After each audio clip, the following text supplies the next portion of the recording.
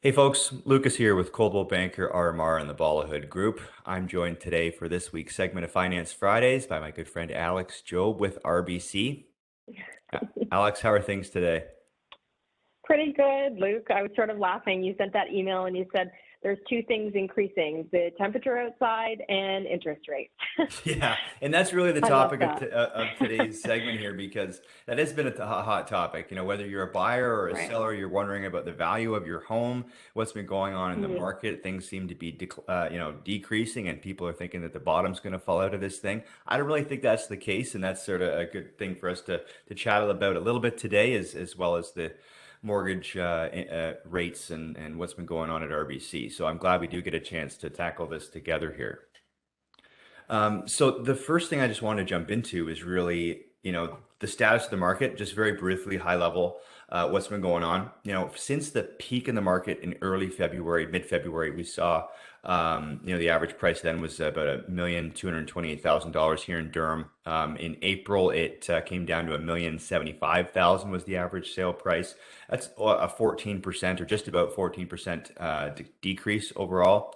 It's been about six and a half or so percent each month, essentially. But relative to 2021 in April, that's a 19% increase. From then, we were around 890 or $900,000 as an average price, and now at 1,075. So the market's still going up. Prices are still holding, but I think sellers are sort of jostling with their buyer counterparts because the buyers have borrowing costs have gone up, right? And Yeah. that's the interest rate factor. But sellers are still looking at those February numbers and seeing what their neighbor's house sold for 2, 3 months ago, and are like, well, we should be able to get Hmm. that now, right? So Hmm. there's a bit of a balancing act going on, Hmm.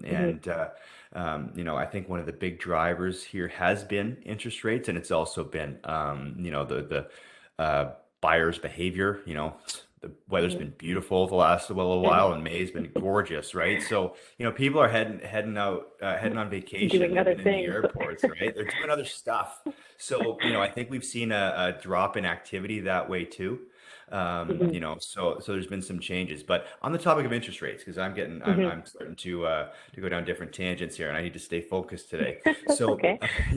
when the topic of interest rates, like for some of your clients who maybe got pre-qualified for the mortgage in January before the February rate increases were announced by the Bank of Canada. They were Hmm. qualified at X rate then, but now if they're Yeah. requalifying, or you've got a new client who's coming in, what would sort of the difference in potential borrowing power be between January and April?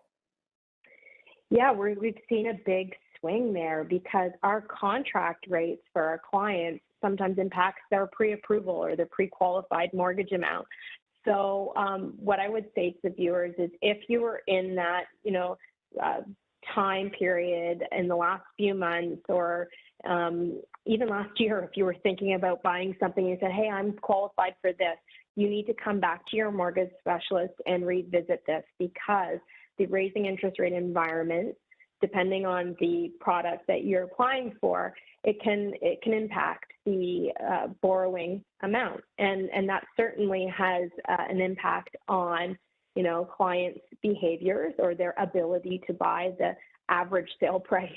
So anyways, it impacts them, and it's great to circle back. I had a scenario today where I looked at a client previously qualified for, and based on the 5-year fix in their application and the new qualifying rate in their app, it changed their mortgage pre-qualification by 75,000. So that's huge, right? If you had a client looking for a house at 900, and then they say, "Hey, Luke, my max is now 825," you really have to, change your filters as to what you're going to look at. Yeah. Oh, absolutely. And that has been a big part of sort of maybe that hesitancy we've seen. People have to go back and Hmm. reassess how much they can really Hmm. allocate towards their mortgage now. And I mean, inflation's been a big problem across Canada. Yeah. That's across North America, across the world. Like, I mean, that's why interest rates have to go up to try and slow some of Yeah. that inflation. This was Right. not unexpected, but it definitely affects people's bottom lines and their budget because Their their cash income flow hasn't is, changed, right? yeah, I know. it's unfortunate, but like the cash flow qualifying rate is one thing, but the contract rate and what they're signing into. Maybe they were comfortable, in January spending that much on their house and they're within the range, but now they have to scale back because they go, hey, now that rates are at this and we want a 5-year fix, we want a 4-year fix, whatever the rate may be, it affects their monthly cash flow for their carrying costs. So you want to make sure you're reviewing that. It's been, we're in the thick of it. That's for sure. Yeah, yeah. No, no doubt. And one of the other options that might be out there to people, because you mentioned it, a 4 or 5 year fixed rate, but there's also the Mm-hmm. variable options out there. Yeah. Now, the formula that is used to calculate how Mm-hmm. much you may be able to borrow under a fixed versus a variable mortgage are different. Yes. How does that It's work? different. So sometimes a client is qualified for more based on the variable, but with variable comes a bit of risk because we're going to have that fluctuation throughout your 5-year period. But I have to say there's no right or wrong answer to variable. It really depends on the client's situation. And a lot of clients still choose variable. It is a lower carrying cost right now. And then they have the option to increase their payment and stay on top of it as the 5-year window moves along.